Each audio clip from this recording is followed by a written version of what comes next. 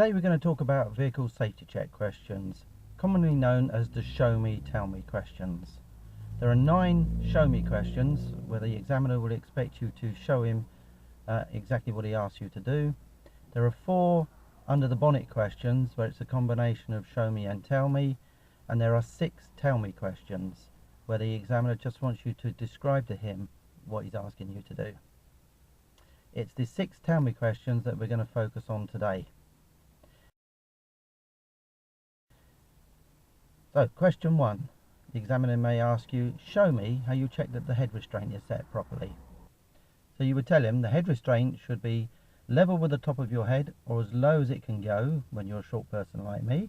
But if you're a tall person, you would tell him it's got to be level with the top of your head or as high as it can go, whichever is the highest.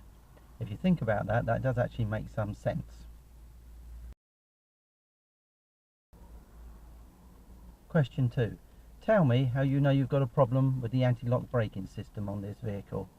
Just describe to the examiner that if the ABS light, which comes up on the speedo on this vehicle, stays on after you've started the engine or comes on while you're driving, then you've got a problem with the anti-lock braking system. ABS stands for anti-lock braking system. Question 3. Tell me how you would check that the front and rear lights are working on this vehicle. Just explain to the examiner that you would turn the ignition on, turn the lights on, the front and rear lights, and then explain to him that you would get out of the car and walk around the car to make sure that they're working.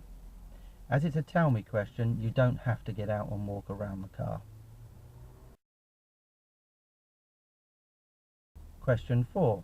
Tell me how you would check the brakes are working before you start a journey. Explain to the examiner that before you move away, you would push on the brake pedal to make sure you got firm brake pressure, and then you would drive away normally, and at about 15 to 20 miles an hour, if it was safe, you would stop the car. The brake pedal mustn't feel slack or spongy, and the car must stop in a straight line. Question 5. Tell me where you would find the recommended tyre pressures for the car, and how would you check them.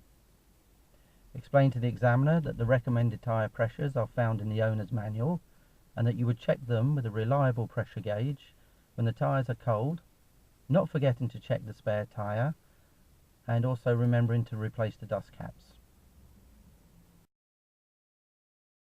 Question 6. Tell me how you would check to make sure the tyres are legal and in general good condition.